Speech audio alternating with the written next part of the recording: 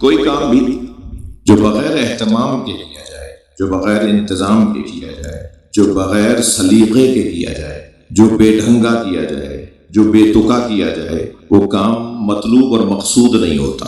کام مطلوب اور مقصود اگر ہے تو پھر اسے سجانا پڑے گا، پھر اسے سنوارنا پڑے گا، پھر اس کے لیے اہتمام کرنا پڑے گا۔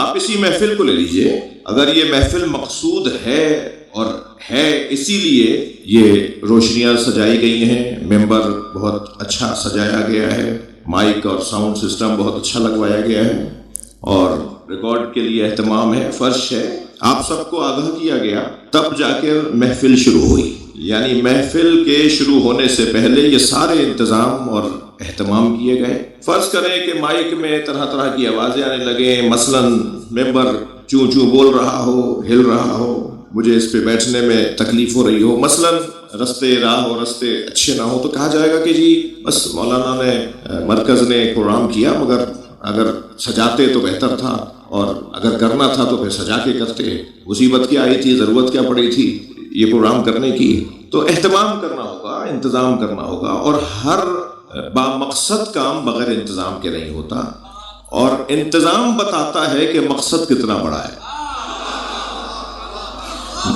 مطلوب کیا ہے، مقصود کیا ہے۔ جتنا اہتمام اور انتظام ہوگا اتنا ہی مقصود اور مطلوب کی طرف توجہ بڑھے گی۔ اب میں یہاں ایک لفظ اور ذرا کوشش کرتا ہوں کہ اپنے بچوں کے لیے اور اہتمام سے بولوں، کہ آپ جب کسی چیز میں اہتمام بڑھاتے ہیں، ہم جب کسی چیز کا انتظام بہتر کرتے ہیں، تو وہ چیز جالب اور جاذب ہو جاتی ہے، وہ لوگوں کو اپنی طرف جذب کر رہی ہوتی ہے، جلب کر رہی ہوتی ہے، اور لوگ اس کی طرف راغب ہوتے ہیں۔ توجہ چاہوں گا، جب ہمارے ہر کام میں قاعدہ قانون یہ ہے، تو بتائیے یہ فطرت کے مطابق ہے یا یہ علاقائی مسئلہ ہے؟ یہ مسئلہ فطرت کے مطابق ہے۔ اگر یہ مسئلہ فطرت کے مطابق ہے تو فطرت کے خالق نے بھی یہی فارمولہ اپنایا ہے کہ جو اس کے نزدیک مطلوب اور مقصود ہوا کرتے ہیں انہیں بغیر انتظام کے نہیں بھیجتا، انہیں بغیر اہتمام کے نہیں بھیجتا، ان کے لیے اہتمام کرتا ہے، ان کے لیے انتظام کرتا ہے، ان کی آنے سے پہلے سجاوٹوں کو، حسن اور زیبائی کو عام کرتا ہے، معلوم ہونے لگتا ہے کہ کوئی آنے والا ہے، احساس بڑھاتا ہے کہ کوئی آنے والا ہے۔ اب آپ ذرا غور فرمائیں، جس مصطفیٰ کو اللہ نے سب سے پہلے بنایا اسے سب سے پہلے بھیجا کیوں نہیں؟ بھائی توجہ بڑھائیں گے اپنی، جس سرکار کو اللہ نے سب سے پہلے خلق کیا، اول ما خلق اللہ نوری، اللہ نے سب سے پہلے مجھ مصطفیٰ کے نور کو خلق کیا۔ کنت نبیا وآدم بین الماء والطین، میں اس وقت بھی نبی تھا جب آدم آب و گل کی درمیانی کیفیت میں تھے، یعنی یہ اس وقت بھی تھے نا، تو جنہیں اس وقت میں بنایا، جنہیں سب سے پہلے بنایا، انہیں سب سے پہلے بھیجا کیوں نہیں؟ انہیں سب سے پہلے اس لیے نہیں بھیجا کہ وہ ہے مطلوب، وہ ہے مقصود، اور جو مطلوب اور مقصود ہوتا ہے وہ بغیر انتظام کے نہیں آتا، اور اس مطلوب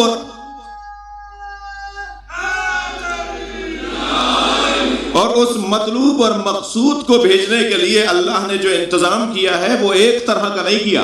آپ اسی محفل کی کچھ دیر کے لیے مثال ذہن میں ہی بٹھائے رکھیں کہ ایک طرح کا انتظام نہیں ہوگا، بجلی کا معاملات علیحدہ ہوں گے، آواز کے معاملات علیحدہ ہوں گے، مومنین کے بیٹھنے کے انتظامات علیحدہ ہوں گے، نیاز نظر کے معاملات علیحدہ ہوں گے، ایسا ہی ہے، یعنی مختلف شعبے ہوں گے، مختلف پہلو ہوں گے، مختلف زاویے ہوں گے۔ جب اللہ نے سرکار دو جہاں کو بھیجنا چاہا، بنایا اس لیے کہ وہ بھیجے، تو اب بھیجنے کے لیے اس نے انتظامات کیے۔ ایک انتظام کا طریقہ یہ تھا کہ جسے بھیج رہا ہوں اسے سمجھنے کے لیے سمجھدانی تو بہتر ہو، فہم و فراست تو اتنا ہو، شعور تو اتنا بلند ہو کہ لوگ میرے مطلوب کو اور مقصود کو سمجھ پائیں۔ لہذا سمجھ کو اونچا کرنے کے لیے، بصیرت کو اور ذہنی کیفیت کو اونچا کرنے کے لیے اس نے 1,23,999 پیغمبر بھیجے۔ یہ انبیاء کرام نہیں آ رہے تھے، مصطفیٰ سمجھانے کی تمہید آ رہی، یہ نبی مکرم کو سمجھانے کا اہتمام ہو رہا تھا کہ شعور تو بلند کرو، جس مصطفیٰ کو میں بھیجنا چاہتا ہوں اس کے پہلے شاگرد کا نام علی ہے، اس معیار کا استاد ہے۔ صلوات پڑھ لیں محمد و آل محمد۔ بھائی اسے بلند صلوات ہدیہ کر دیں نبی رحمت اللہم صلی علی. لہذا ایسے ایسے اتنے طویل مدتوں تک انبیاء کرام کا آنے کا سلسلہ رہا. پھر وہ بھیجنا چاہتا ہے تو کہتا ہے کہ میں چھپا ہوا خزانہ تھا، میں نے چاہا کہ پہچانا جاؤں.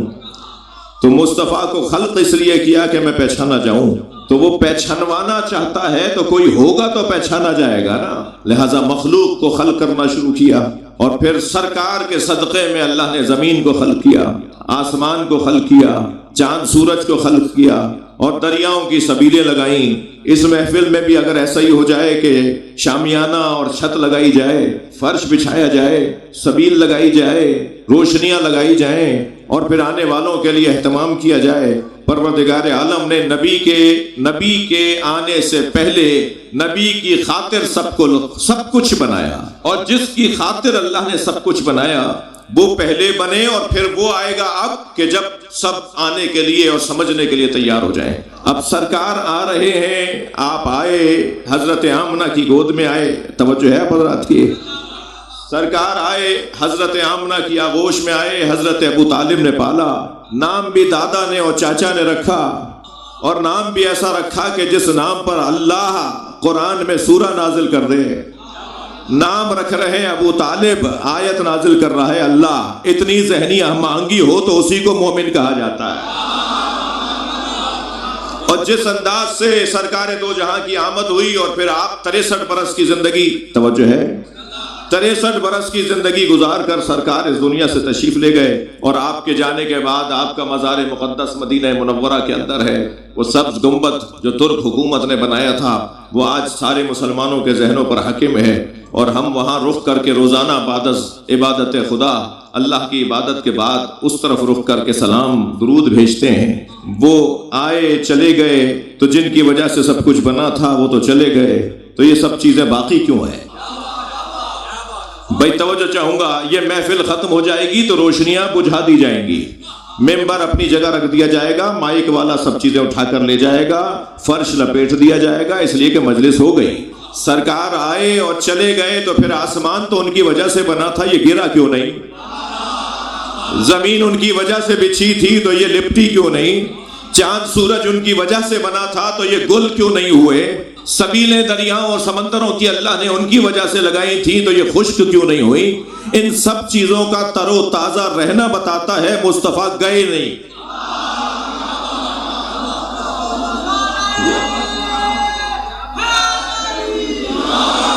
مصطفیٰ گئے نہیں ہیں، ابھی ہمارے درمیان موجود ہیں.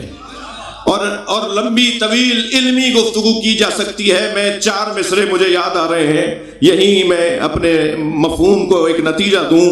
شاعر کہتا ہے امام جتنے ہیں ایک نور سے ہے سب کا خمیر. بھائی تھوڑی گردن ہلائیے گا اگر فضائل سننا چاہ رہے ہیں. امام جتنے ہیں ایک نور سے ہے سب کا خمیر، ہیں ان میں سبھی محمد صغیر ہو کہ کبیر. ماشاءاللہ شعر آپ سن رہے ہیں. امام جتنے ہیں ایک نور سے ہے سب کا خمیر، ہے ان میں سبھی محمد صغیر ہو کہ کبیر. خیال ہے کہ نظر بندی مصور نے، بھائی توجہ چاہوں گا، خیال ہے کہ نظر بندی مصور نے الٹ پلٹ کر دکھائی نہ ہو وہی تصویر. صلوات پڑھ لیں محمد و آل محمد. دوبارہ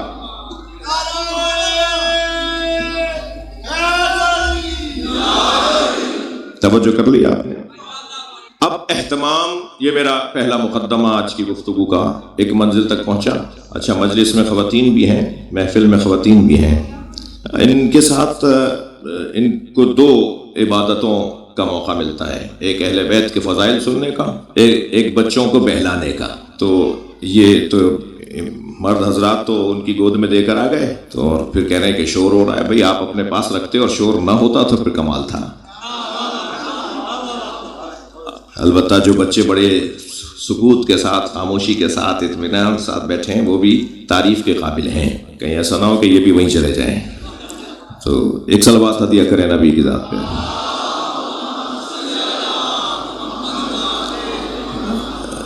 کوئی کام بغیر اہتمام کے ہوگا تو وہ کام مطلوب اور مقصود نہیں ہے. جو چیز پہلے سے ہی سجی ہوئی ہو اسے سجانے کا کیا مطلب ہے؟ بھئی جنت سجی ہوئی ہے یا نہیں؟ جنت کہتے کیسے ہیں؟ جنت تو ہے ہی سجاوٹ کا نام، خوبصورتی کا نام، خوش آب و ہوا کا نام، خوش منظروں کا نام جنت۔ بھئی وہ جگہ دیکھی ہم نے، وہ جنت نظیر ہے، یعنی جنت جیسی ہے۔ تو جنت پہلی سجی ہوئی ہے، لیکن کون آ رہا ہے جس کے آنے پہ اللہ نے جنت کو سجنے کا حکم دیا ہے؟ اللہ اکبر۔ بھئی دوزخ کا کام جلانا ہے، دوزخ کا دوسرا نام آگ ہے، دوزخ کا وجود ہی آتش اور سوزش اور جلانا ہے۔ یہ کون آ رہا ہے جس کے آنے پہ اللہ نے حکم دیا ہے کہ دوزخ کی آگ ٹھنڈی پڑ جا؟ حور کہتے ہی اسے ہیں، حور تو استعارہ ہے حسن و زیبائی کا، حور صفت، حور نظیر، حور مثال، حور مثیل، یہ الفاظ بولے جاتے ہیں۔ حور یعنی عنوان حسن۔ اگر حوروں کو حکم دیا جا رہا ہو کہ تم اپنے آپ کو سجاؤ، اپنا حسن بڑھاؤ، اپنی خوبصورتی بڑھاؤ، اس لیے کہ کوئی آ رہا ہے، اور اگر اعلان کر دیا گیا ہو کہ جتنے بھی دنیا میں گنہگار ہیں، جتنے بھی دنیا میں خطا کار ہیں، وہ ذرا آمادہ ہو جائیں، ہم بخشنے کے لیے تیار ہیں، اس لیے کہ کوئی آ رہا ہے۔ عزیزان گرامی، یہ کون آ رہا تھا جس کے لیے اتنا اہتمام ہے؟ یہ جس کے لیے اتنا اہتمام ہے اسے حسین ابن علی کہتے ہیں۔ صلوات پڑھ لیں محمد و آل محمد۔